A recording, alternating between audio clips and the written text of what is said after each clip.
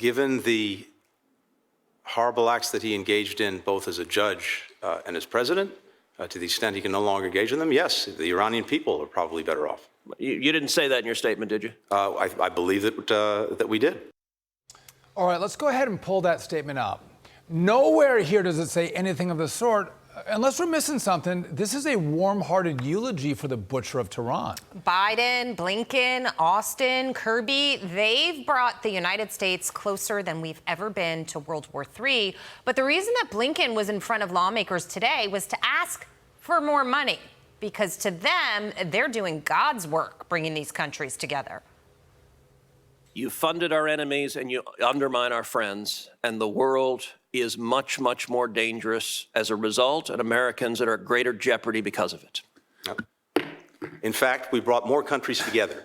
We have stronger allies, stronger partnerships, stronger engagement from countries around the world to deal with a very dangerous world than we had. We were alone, we aren't anymore, and America is leading those efforts. Remember the Abraham Accords? All right, let's bring in Iowa Senator Joni Ernst. Senator, good to see you. Thanks for being with us. I got to tell you, watched part of the hearing and just watching the replay of those clips, I'm amazed that Antony Blinken can come in and tell such bold-faced lies that we've built stronger bonds, that countries are working better together. There's war and conflict around the world, and Blinken comes in and lies to the U.S. Senate. Oh my gosh, Sean, Jackie, it's good to be on with you. I know, I really am amazed. This is the, as you stated, the Butcher of Tehran that has chanted death to America. I know probably you guys were too. I was looking for the hand clap emoji to send out my condolence tweet. But this is a man who has sought to kill American leaders and someone who has really pushed to target American soldiers as well abroad. So I don't feel any empathy, any sympathy at all for the Iranian leadership.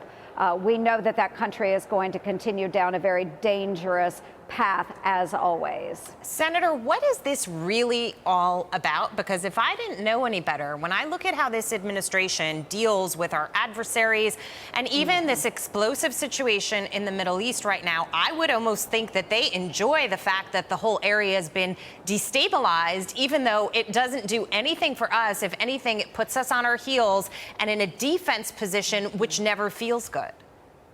Right, exactly. And we really need to push our administration to step up and push back against Iran. We know that they are funding all of these terrorist proxies around the globe, which are targeting, of course, Israel through Hamas and Hezbollah, but also targeting Americans through the Houthis and many other nations.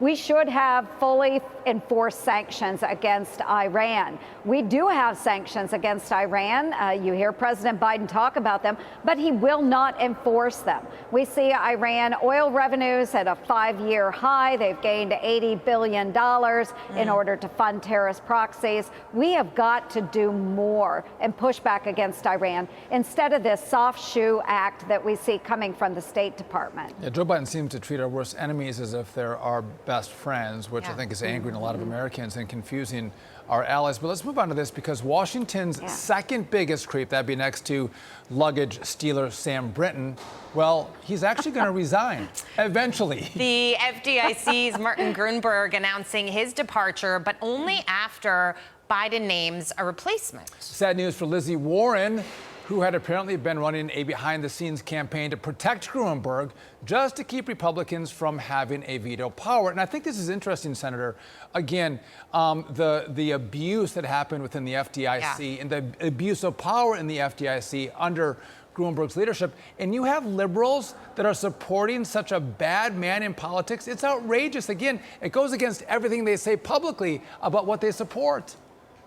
Sean, this is outrageous, and I have been on FDIC Chairman Martin Gruenberg for months and months and months now, demanding that he resign or at least have President Biden fire him.